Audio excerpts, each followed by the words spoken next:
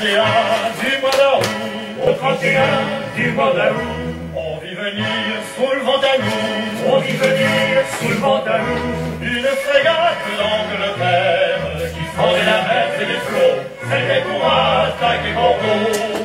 Buvons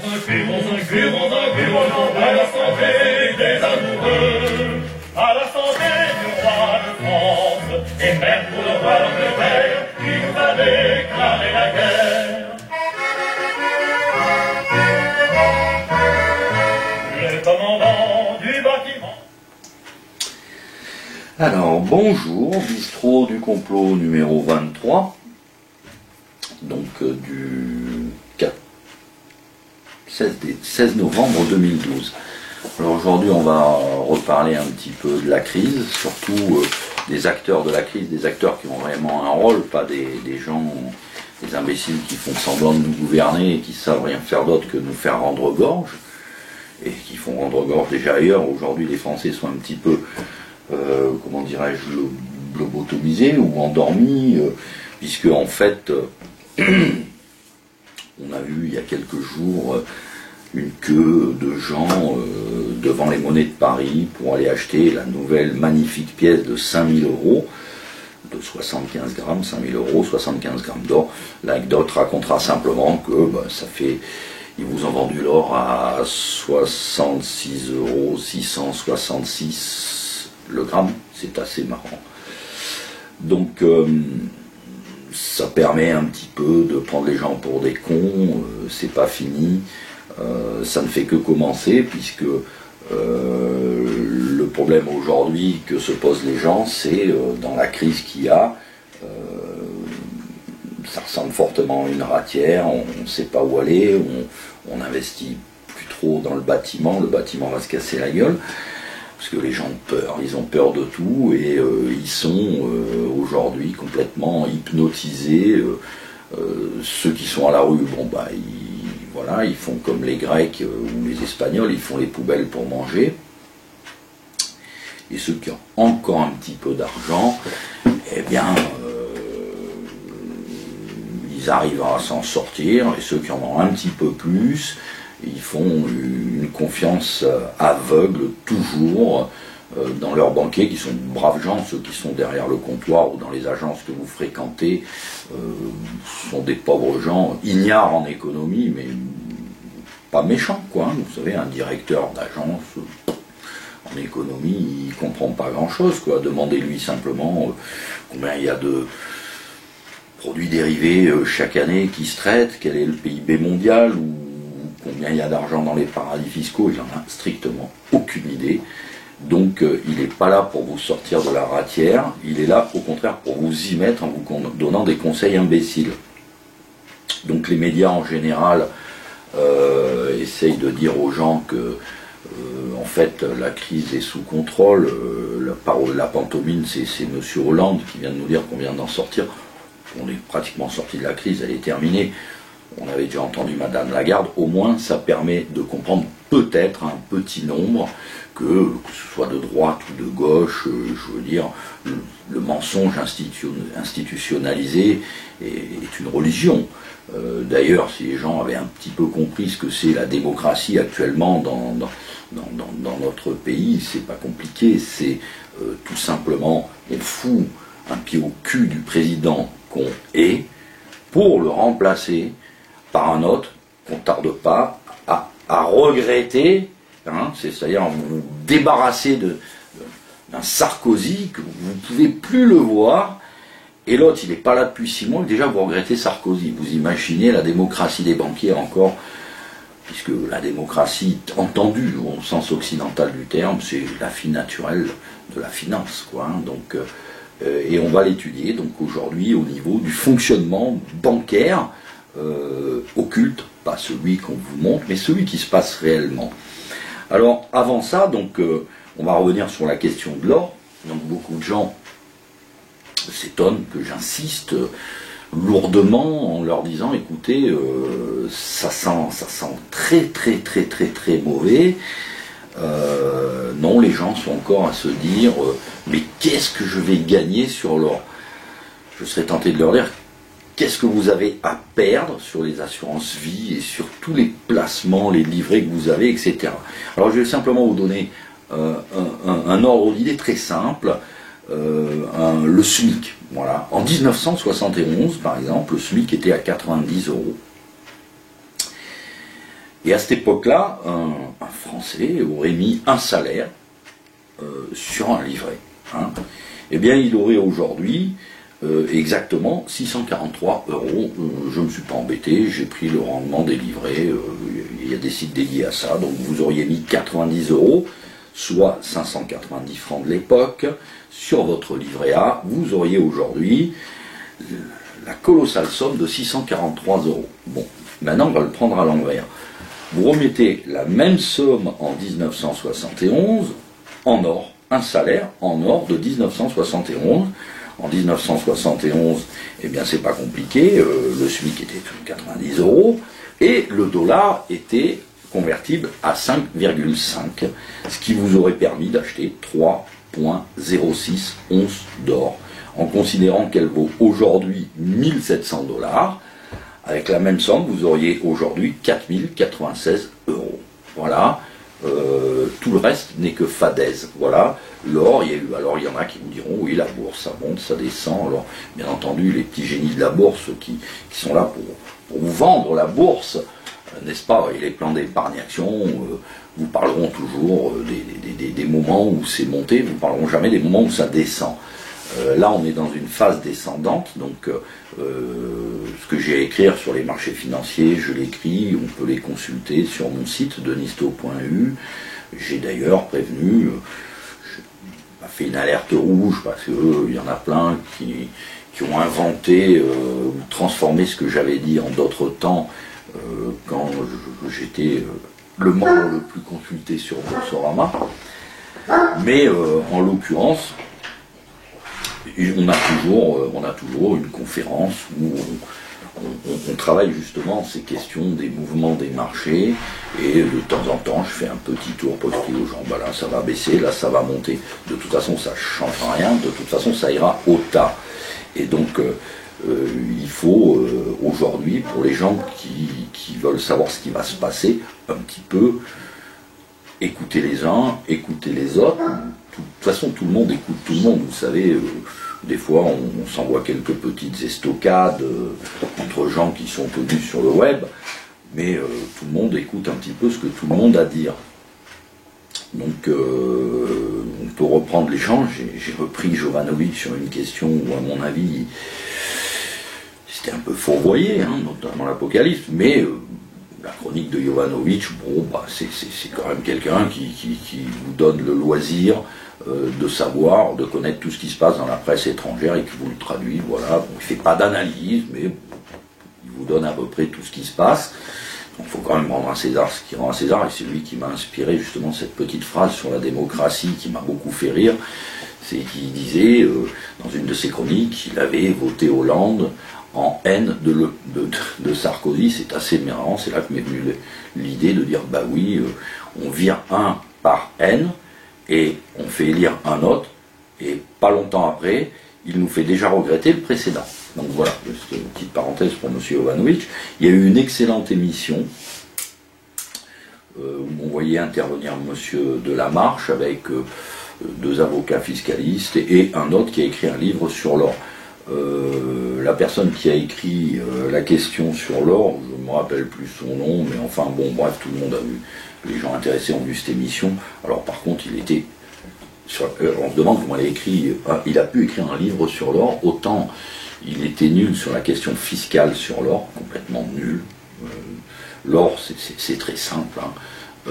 Si vous achetez des pièces d'or, aujourd'hui, déjà vous préservez votre capital. Alors vous pouvez acheter des pièces, des lingotins, lingots, il faut être riche, mais bon, c'est pas compliqué, vous achetez une pièce d'or et vous devez payer 3% de commission à celui qui vous la vend, parce qu'il a servi d'intermédiaire entre celui qui achète et celui qui vend. Ceux qui vous demandent plus, ce sont des voleurs. La question des sachets est nulle et non avenue, sachant très bien que c'est une petite magouille inventée, et le sachet n'engage que celui qui l'a scellé. Fiscalement, il n'a aucune valeur, n'est-ce pas, il faut le savoir. Donc, pour s'acquitter de la plus-value sur ces pièces d'or, c'est pas compliqué. Le jour où vous les revendez, vous payez 8% à l'État, et terminé, vous lui devez plus rien. Imaginez que les gens qui ont acheté de l'or, et Dieu sait que j'ai fait acheter beaucoup de gens de l'or. Alors j'ai vu des gens acheter de l'or, des pièces d'or, des Napoléons à 45 euros, à 50, 100, 200, et aujourd'hui les gens s'inquiètent en disant à 250, vous vous rendez compte, ça vaut plus le coup. Non, l'or n'a pas encore augmenté, tout simplement parce que il n'y a pas eu encore l'effondrement qui se prépare.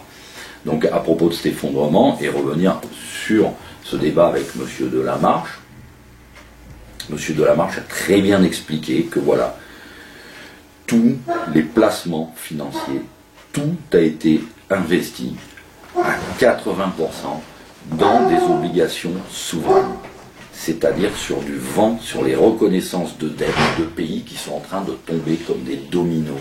Donc si vous n'êtes pas sorti de vos assurances vie, particulièrement les assurances vie, c'est pas compliqué. Un jour, vous allez tout perdre. À tourner sur le web également, si vous voulez, ce responsable de Blackstone qui vous a expliqué, de toute façon, les Français ne bougeront pas tant que, quand ils mettront leurs cartes, il ne sortira rien. Ce jour arrivera inéluctablement. Pourquoi ? Eh bien, tout simplement parce que ce système est pourri jusqu'à la moelle. Pourquoi il est pourri jusqu'à la moelle ? Parce que d'abord, quand vous prenez par exemple ce qui s'est passé depuis que 1971 et toutes ces démocraties qui font n'importe quoi, on a vu la financiarisation du système, inéluctablement, quels que soient les gouvernements que vous ayez votés, quels que soient les grands hommes que vous pensiez avoir eus, tous, absolument tous, ont obéi à la financiarisation du système. La richesse n'a pas été partagée, mieux que ça, elle a été cachée avec la bénédiction de tous les gouvernements, des G20, de toutes les instances internationales qui chaque fois vous font une grande comédie à droite et à gauche.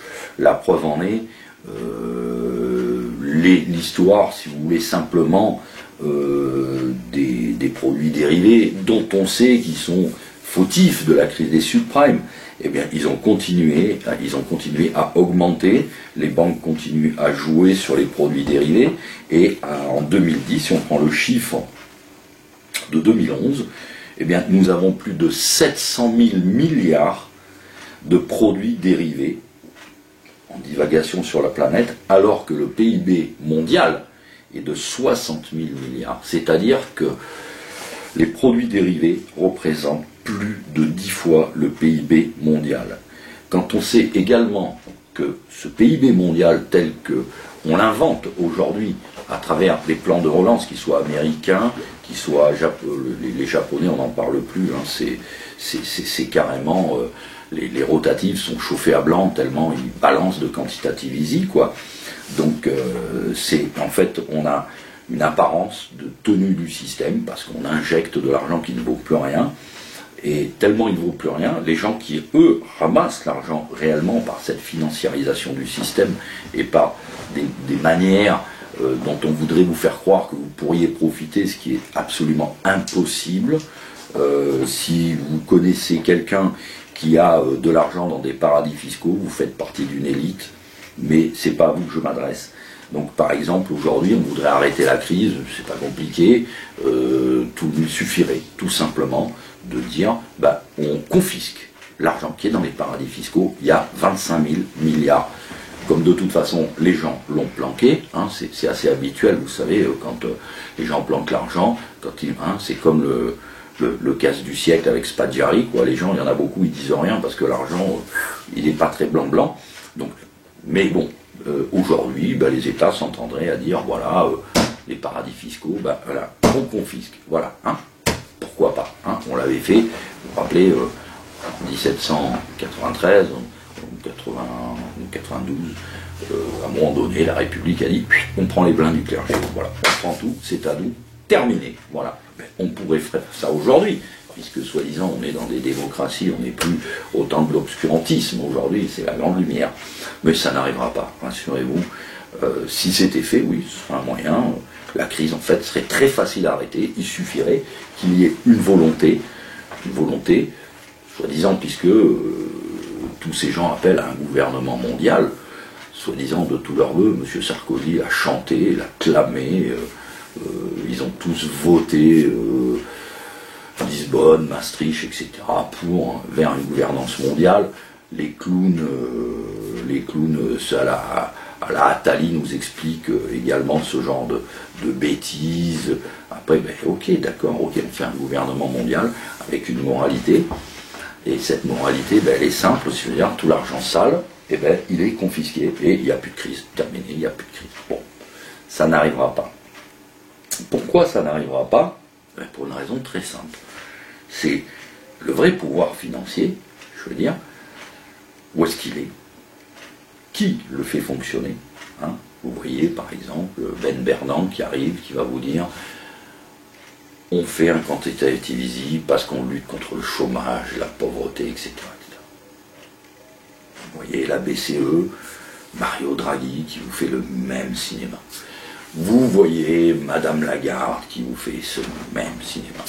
Vous voyez vos ministres arriver vous expliquer le redressement productif, les 30 propositions pour 22, 38. Alors, ils ont tous des bonnes idées pour relancer l'affaire. C'est pas la peine. De toute façon, quoi que l'on fasse, on peut mettre 100 milliards pour redresser la France, on va couler. On est cuit, tout simplement, parce que cet argent-là sera aspiré par ce système. C'est-à-dire que toutes ces richesses créées, elle ne va pas aux gens, elle n'ira pas aux gens.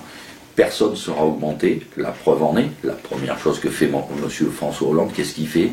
La plus grosse connerie qu'on puisse faire, il fiscalise les heures supplémentaires. Vous imaginez que quelqu'un qui fait des heures supplémentaires, 4 heures par semaine, fait 39 au lieu de 35, eh bien voilà, on le punit. Voilà, on le punit parce que le gars qui fait 5 heures supplémentaires, c'est un profiteur du système, il faut qu'il paye.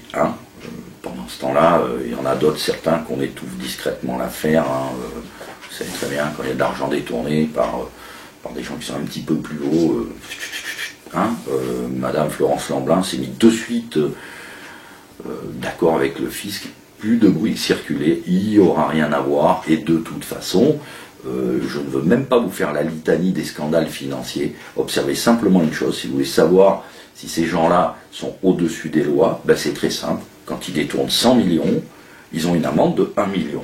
Et vous, simples citoyens, des cons comme on est, si par malheur on oublie de déclarer 100 francs, on aura une amende de 500 francs. Oui, c'est à ça qu'on reconnaît le côté obscur, je dirais. Donc maintenant on va entamer la deuxième partie de la série, n'est-ce pas? Je vais couper la caméra et on va vous expliquer qu'est-ce que c'est donc ce gouvernement occulte financier. Alors, deuxième partie, on va un peu expliquer comment fonctionne cette finance, n'est-ce pas? Donc, on vous a fait dans le Banksterson l'historique, au niveau histoire, donc vous pouvez, si vous voulez, vous les trouver sur notre site denisto.eu et puis sur le web, il y en a beaucoup qui l'ont repris. Donc, vous avez le Banksterson qui vous explique comment la finance a mis la main sur toutes les banques centrales qui sont tout. Alors on va vous dire, mais alors il restera toujours les gens qui vous diront mais la Banque Centrale Européenne, ça c'est non, ça appartient à personne, ça appartient pas aux financiers. Bon monseigneur, on va en parler de la Banque Centrale Européenne, n'est-ce pas? Donc, vous parlez de la Banque Centrale Européenne, on va parler un petit peu de ceux qui la dirigent, de son fonctionnement. Alors, c'est très simple, on va le dire tout de go, voilà. La Banque Centrale Européenne n'a de compte à rendre à personne, ni à aucun gouvernement. Ils sont élus par personne, mais vraiment personne. Alors, on va vous parler de quelques petits groupes, mais on parle souvent, alors tout le monde connaît bien entendu les Bilderberger, le Forum de Davos, la Trilatérale, le Council on Foreign Relations, et j'en passe, voilà, c'est think 5, ces groupes de pensée, quoi. Mais, pour bien recouper tout ça, on va dire qu'il vous en manque encore 2, même 3, je dirais, parce qu'il y en a une, si vous trouvez quelque chose, bien du plaisir. C'est ce fameux, ce qu'on appelle le Group of 30, le groupe des 30. Alors, officiellement, c'est un think 5, encore une fois, qui regroupe les dirigeants du secteur financier public et privé. Voilà, donc ils sont là pour donner des conseils. Il manque un autre groupe aussi qu'on appelle l'Institute of International Finance, n'est-ce pas? Vous pouvez le regarder, hein. Je n'invente pas ces groupes, ceux qui auront un petit peu de curiosité pourront vérifier que cet institut, c'est une association mondiale des institutions financières qui a été créée par 38 banques, voilà, dans les années 80. Derrière, vous avez la trilatérale qui, on va faire un petit saut après. Donc, et vous avez également la BRI, la Banque des règlements internationaux, qui était, on ne savait pas trop quoi, il y a quelques années, ben oui, ils ont foutu tout le monde dehors, et dont je mets quiconque au défi de connaître les réserves d'or. On sait qu'ils ont de l'or, mais on n'a pas le droit de savoir combien. C'est encore curieux cette affaire, et tous les actionnaires, les petits actionnaires ont été foutus à la porte, il y a une dizaine d'années environ, terminé, c'est un groupe complètement occulte, on vous dira c'est la banque des banquiers. Voilà. Bon, ok. Alors, donc il reste alors la réserve fédérale américaine, j'espère que tout le monde l'a bien compris, elle appartient à cette banque qui elle-même reprenait l'histoire de la Fed, c'est assez opaque et simple à la fois avec Lil Jekyll et tous ces gens qui décident de mettre tout simplement le droit régalien à leur service, n'est-ce pas, la Fed, et on voit une personne, enfin tous ceux qui se sont opposés au pouvoir de la Fed aux États-Unis ont mal terminé. Le dernier en date, c'est Kennedy. Il a juste eu le temps d'imprimer quelques billets.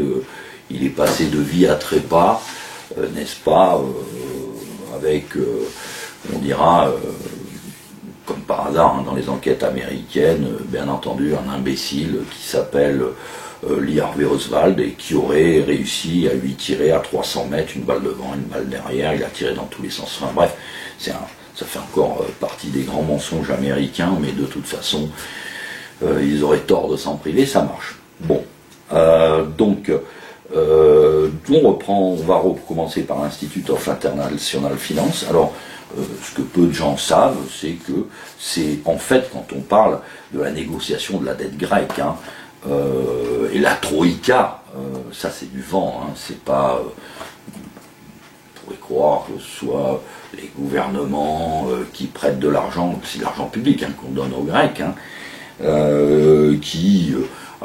par exemple, dernièrement, la présidente allemande est allée là-bas, elle a été très mal reçue, on fait des allusions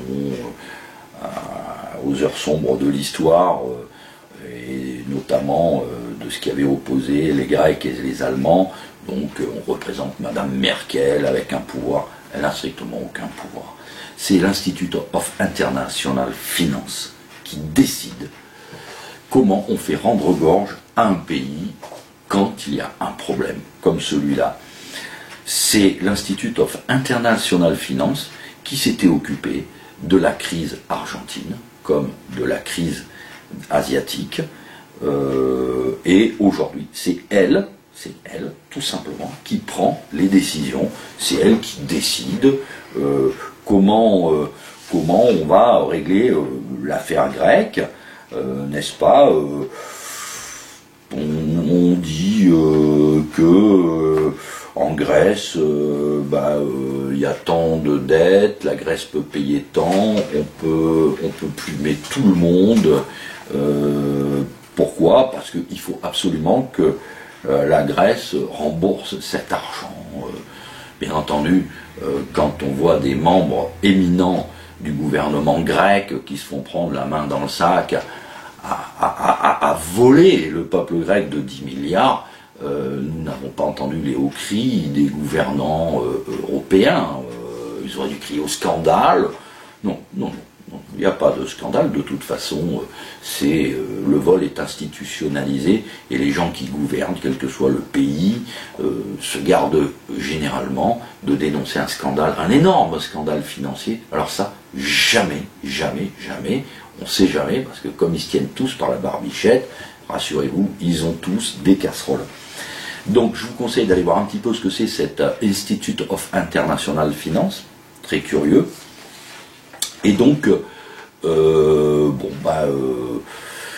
il y a tout le monde là-dedans. Ça représente, alors cet institut représente, a été créé par les 38 banques de pays les plus industrialisés et en 1983. Donc vous n'en avez jamais entendu parler, mais depuis 1983, eh bien, ce sont eux qui décident un petit peu la politique des pays, des gens qui gouvernent. Et c'est eux qui sont en train de gérer la dette grecque.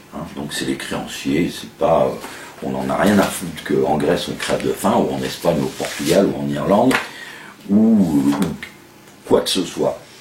La preuve de la complète, mais alors c'est du scandale total des gens qui nous gouvernent, c'est ce papier qui nous, alors bon, excusez-nous, on s'amuse à pirater des lettres confidentielles de banquiers, on ne va pas s'en priver, quoi. Donc c'est ce qu'on a fait, quoi. On a regardé un rapport, et sur ce rapport, qu'est-ce qu'on voit, n'est-ce pas? C'est le prochain ouragan, BAL 3, c'est un rapport qui s'adresse donc aux banquiers américains, et on apprend que dans ce rapport, il y a 4200 banques américaines qui fermeraient l'année prochaine si les Américains respectaient les accords de BAL 3.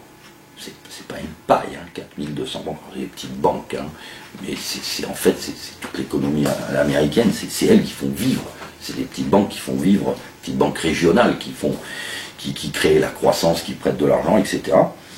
Et donc il y a eu quand même, ils ont recueilli, ces banquiers, 15 000 signatures qui sont remontées au Sénat américain.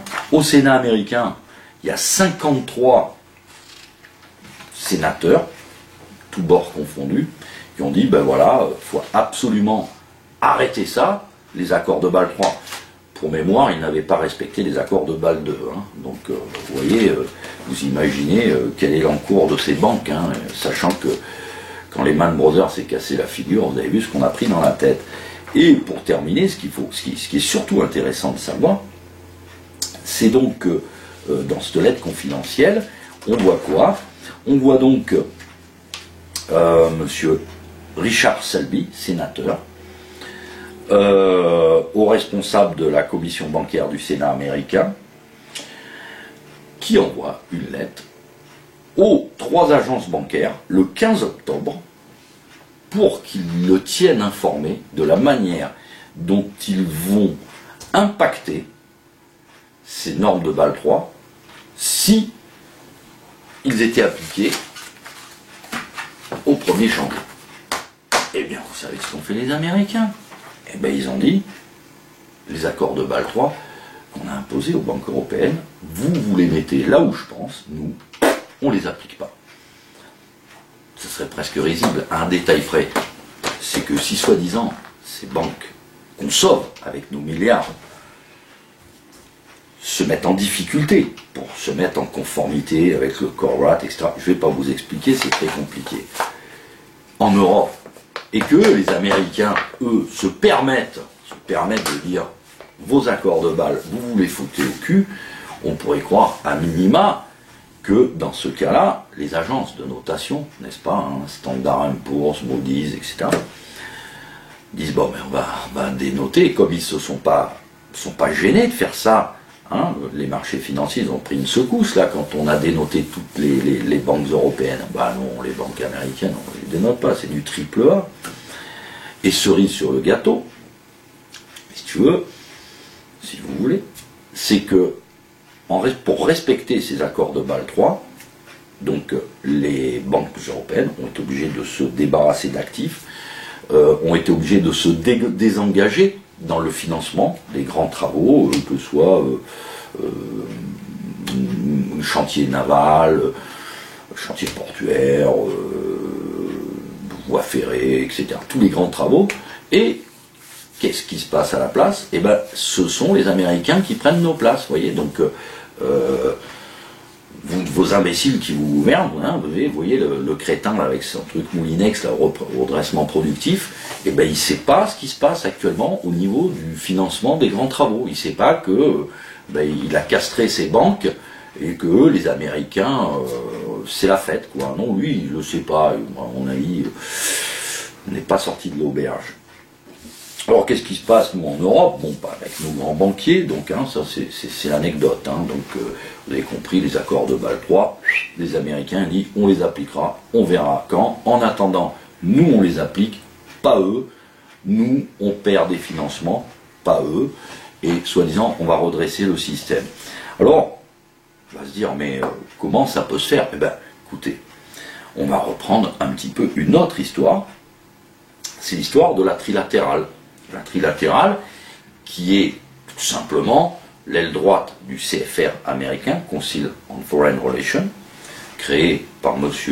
Rockefeller et Brzezinski, le fameux Brzezinski qui a mis en place le tititanement, vous savez, c'est donc la bétification de 80% de la population mondiale, ça marche bien. Ça se porte bien. Donc, et qu'est-ce qu'on apprend? Vous pouvez vérifier également. Ah là là là là là là, ça c'est pas beau, commission trilatérale, hop, hein, vous y allez, trilatérale. Qui est le responsable en Europe de la commission trilatérale? Jean-Claude Trichet. Il remplace qui? Mario Monti. Hein? On n'est pas bien là. Alors, le Jean-Claude Trichet en question, la vidéo a tourné, vous pouvez la chercher, vous la trouverez, qui se retrouve un jour dans une interview. Je ne vous parle pas quand il passe dans les émissions génériques où on lui passe la pommade du grand homme. Hein. Non, vous savez, c'est celui qui est dans le scandale du Lyonnais, là, hein, vous vous rappelez, là, ça a coûté cher à la France, hein, pas plusieurs centaines de milliards, on ne sait pas vraiment quoi. Hein. On ne le saura jamais avec c'est le ramassis d'abrutis, c'est tous des énarques, hein, ils ont tous fait les grandes écoles. D'ailleurs, je vous conseille d'aller voir, et également, bon, moi je l'ai repris sur mon site, vous le trouverez ailleurs, de regarder un petit peu nos ânes de l'ENA, ce qu'ils ont fait dans les grandes entreprises françaises, hein, n'est-ce pas? Ils les ont toutes coulées, sabordées. Voilà. Donc, et de ces grandes écoles est sorti un autre personnage qui s'appelle Jean-Claude Trichet, n'est-ce pas? Donc, ce monsieur Jean-Claude Trichet, si vous êtes un peu curieux, vous allez vous rendre compte que c'est le responsable de la trilatérale commission pour l'Europe, et qu'il a remplacé qui? On est étonné, monsieur Mario Monti, n'est-ce pas? C'est marrant, hein, parce qu'il a été élu président du Conseil des ministres italien. C'est extraordinaire, élu, ils sont gentils, hein, la trilatérale, quand ils parlent d'élection dans des cas comme ça. Hein. Donc, cette commission trilatérale, eh bien, qu'est-ce que c'est? C'est tout simplement l'aile droite qui a été créée en 1973 à l'initiative des principaux dirigeants du groupe Bilderberger et du Council on Foreign Relations, parmi lesquels David Rockefeller, Henry Kissinger, Zbigniew Brzezinski, et qui regroupe 300 et 400 personnalités les plus distinguées. J'aime bien le mot distingué et influente. Hein. On appelle ça des Sherpas, les chines souples, quoi. Donc, bien entendu, ils sont là pour promouvoir et construire une coopération politique, etc. Non, c'est tout simplement la trilatérale comme le CFR, l'engin que se fabriquent les financiers qui agissent sur les gouvernements et qui on trouve derrière M. Rockefeller. Ne vous inquiétez pas, vous ne trouverez jamais le nom de M. Rothschild, parce que Rockefeller c'est un Américain, il a des gros sabots, Rothschild est beaucoup plus intelligent. Donc, on pourrait se dire, ouais, bon, allez, c'est un hasard. Ce M. Jean-Claude Trichet a sauvé l'Europe de la crise, non, il nous y a mis. Ce qui s'est passé au cours de la crise qui a suivi Lehman Brothers, c'est un scandale. Je n'ai fait aucune étude. Je vous écris un article, vous allez sur les archives de mon site, je l'ai écrit exactement en avril 2009, après la réunion du G20. Et je vous ai appelé cet article, chronique d'un désastre retardé, en vous expliquant exactement ce qui s'est produit. Aujourd'hui, vous pouvez le vérifier. Maintenant, je ne suis plus sur Boursorama, je ne suis plus censuré. Ce qui est écrit reste écrit. Donc ces gens-là ont programmé, et c'était écrit dans la réunion du G20 qui a eu lieu au mois d'avril 2009. Ils avaient mis en place la catastrophe des dettes souveraines. Ces dettes souveraines, je rappelle le début de mon intervention, c'est dans ces dettes souveraines que sont toutes vos économies que vous avez placées dans les banques, dans les plans, dans les livrets, dans tout ce que vous voulez. Elles sont là, vos dettes souveraines. Elles sont là, vos économies. Alors, un conseil, tirez-vous vite parce que ça va chauffer. Pourquoi? Alors on va continuer. Il existe un autre groupe, que peu de gens connaissent encore une fois. On appelle ça le groupe des 30, ça s'appelle Group of 30. Hein, n'est-ce pas? Vous pouvez aller sur Internet, vous verrez, ils ont un portail Internet, ces gens-là. Alors ils vous expliquent qui ils sont, hein, c'est assez comique. Et on voit que il y a eu une plainte, hein, une association citoyenne qui s'appelle l'Observatoire de Corporate Europe, qui traque les lobbies à l'intérieur de l'Union européenne, qui a accusé Mario Draghi, président de la Banque Centrale Européenne, de ne pas être indépendant en raison de son appartement au G30, ou le groupe des 30, hein, le G30 ça s'appelle, qui regroupe les dirigeants du secteur financier et privé. Bon, alors, rappelez-vous, quand on a posé à monsieur Trichet la question, est-ce qu'il n'y a pas conflit d'intérêts? D'abord, la question était mal posée, parce qu'on parlait de son appartenance à Lehman Brothers. Mais c'est encore mieux que ça. C'est que M. Draghi faisait partie du groupe des 30, comme M. Trichet. Et là, pourquoi on n'a pas posé cette question-là? Vous voyez, comme quoi, les gens qui posent des questions, il faut poser les bonnes. Il faut dire, mais dites-moi là, en fait, M. Trichet, là, est-ce qu'il n'y a pas conflit d'intérêts quand vous êtes président d'une banque centrale européenne fondée par M. Rockefeller, par la Banque centrale, que vous faites partie de la trilatérale, que vous faites partie du groupe des 30, que vous êtes en même temps à la Banque centrale européenne, comme M. Draghi, comme M. Monti, ils se croisent, hein, vous savez, et que je suis au G30, que je suis à la trilatérale, et que je suis au Bilderberger, et que je suis... Voilà, ils se croisent, et c'est toujours ces gens-là qui décident sous aucun contrôle, et qu'aucun gouvernement ne s'aviserait de dire quoi que ce soit. Donc, eh bien, qu'est-ce qu'on voit? Voilà, le groupe des 30, c'est une fondation de M. Rockefeller, comme la trilatérale. Hein, c'est ça, et qui on voit là-dedans? On voit Mario Draghi et encore Trichet. Donc, la question à poser, c'était pas est-ce qu'il y a conflit d'intérêts? Parce que M. Draghi était à Goldman Sachs. Non, non, non. Au-dessus de Goldman Sachs, il y a le G30. Parce que Goldman Sachs est un financier du G30, mais un financier entre autres. Puisque si on prend ce groupe des 30, qui est situé à Washington DC, on va voir, comme l'indique la notice, a été fondé en 78 à l'initiative de la Fondation Rockefeller. D'accord? Qui sont les gens, les pourvoyeurs de fonds? Parce que vous vous rendez compte, ce think tank a besoin de pourvoyeurs de fonds. On pourrait penser que des sociétés philanthropiques comme ces gens-là n'auraient pas besoin d'argent. Si, il leur faut beaucoup d'argent, puisque de toute façon, ceux qui les financent, vous avez la Banque de France, de Chine, d'Inde, d'Australie. Mais, de nombreuses banques privées, des conglomérats privés, Citicorp, vous avez donc membre donateur de ce fameux groupe des 30, hein, dont personne n'entend parler, Goldman Sachs, JP Morgan Chase, Morgan Stanley. Vous avez le Peter Roth, hein, PDG Warner Bros. On ne voit pas très bien pourquoi un PDG d'un média comme Warner Bros. Finance le G30. Ça paraît hallucinant. Qu'importe. Vous avez Thomas Russo, l'ancien vice-président de Lehman Brothers.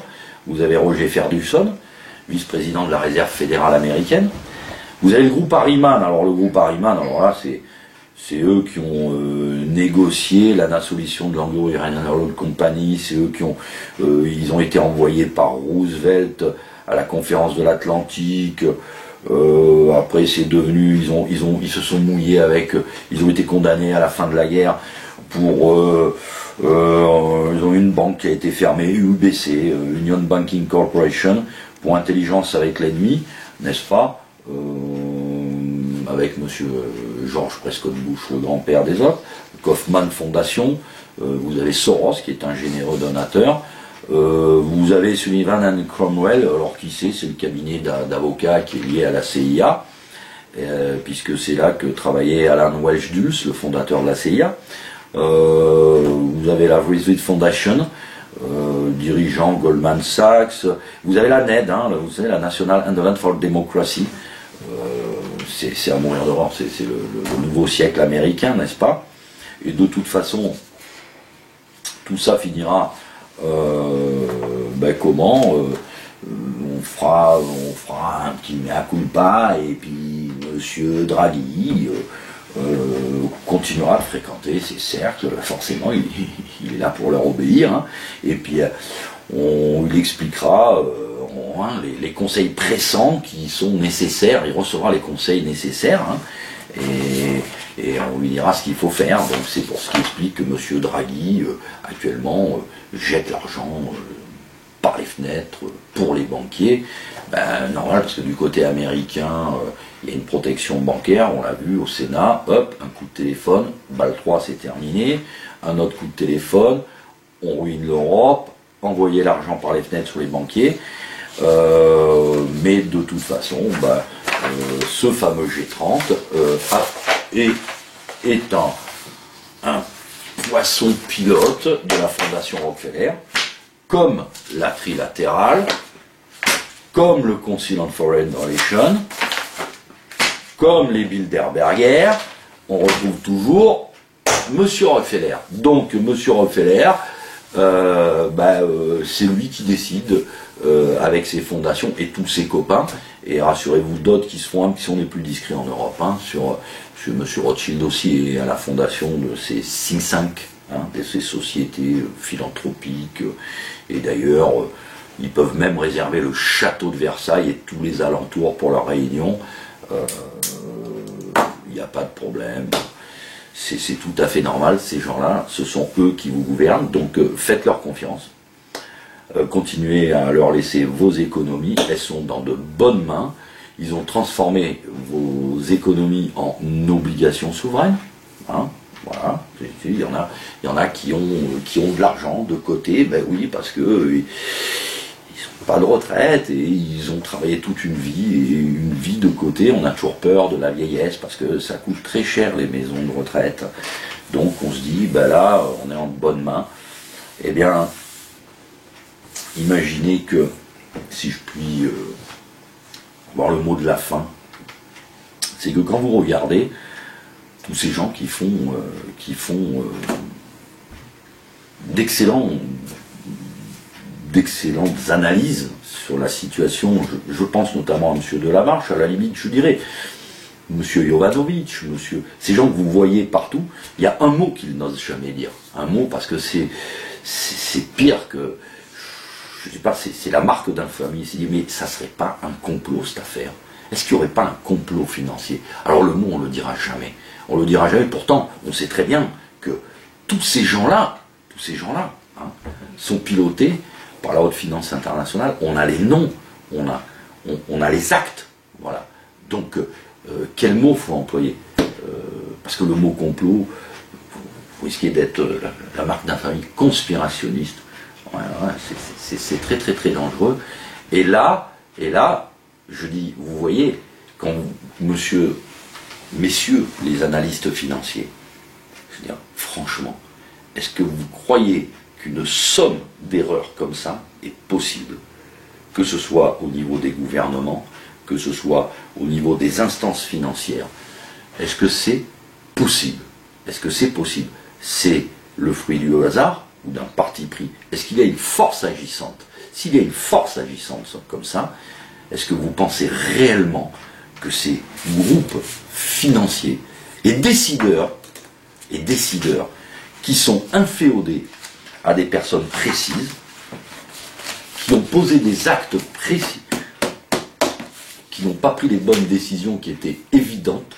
Je veux dire, est-ce que quelque part, il n'y a pas un petit peu un assassinat financier de l'Occident?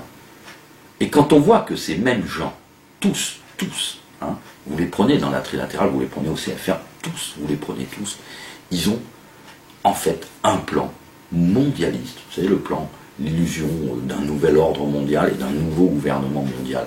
Mais si ces gens-là ont vraiment ce pouvoir, s'ils existent, s'ils ne sortent pas de mon imagination, s'ils veulent vraiment une banque mondiale, s'ils veulent vraiment, ben qu'est-ce qu'il faut qu'ils fassent? Il faut absolument qu'ils s'abordent ce système qu'ils ont pressé jusqu'à la moelle, qui ne vaut plus rien. On sait très bien que c'est des montagnes de papier, de dettes, ça ne vaut plus rien. Ils n'en ont rien à foutre. Beaucoup de gens disent, mais pourquoi ils feraient ça? Parce qu'ils n'en ont plus rien à foutre. Ils ont tout racheté. Les 500 multinationales contrôlent les 2/3 du PIB mondial.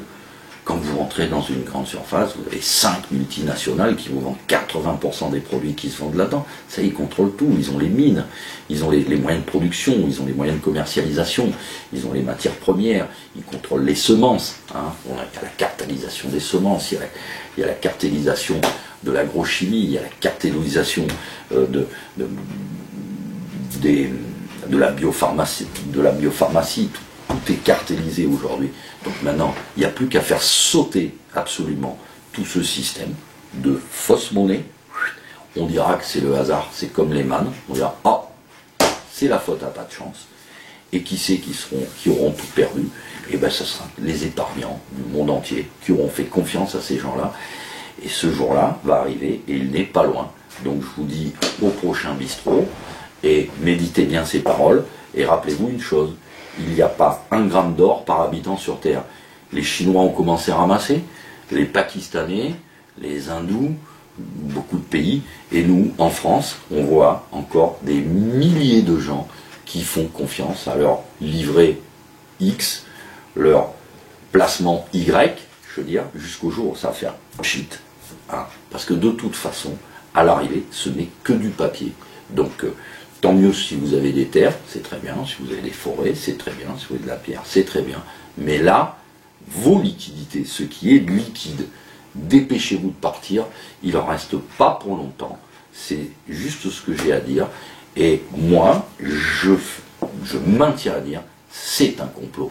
Et le jour où tous ceux qui mettent Jorion avec, tiens, on y pense tous, même d'autres copains, on se connaît, et je dis, voilà, la seule chose que moi je vous dis, c'est un complot. Voilà, c'est un complot. Et le jour où ils auront le courage de le dire, à ce moment-là, ils comprendront le fonctionnement. Ça ne sera pas la peine de faire une recension ni de l'actualité, ni des réalités économiques qui sont affligeantes. Il faudra dire qui sont les responsables. Et moi, je dis, les responsables, on les connaît. Il y a tout un réseau de pouvoir qui est derrière ça, à laquelle nos gouvernants, depuis des décennies, obéissent. Hein. C'est eux qui ont tout organisé, et vous inquiétez pas, quand on sait qu'ils ont organisé des guerres, des révolutions, imaginez, qu'est-ce qu'ils en ont à foutre de faire sauter votre argent en fumée pour vous proposer la solution miracle, un nouvel ordre mondial, avec une belle banque mondiale, et qui sera encore entre les mains de ces gouverneurs élus par personne. Voilà. Qu'est-ce qui restera dans tout ça de vos économies? Un droit de servage, un ticket. Je vous dis au prochain bistrot. Ciao, ciao.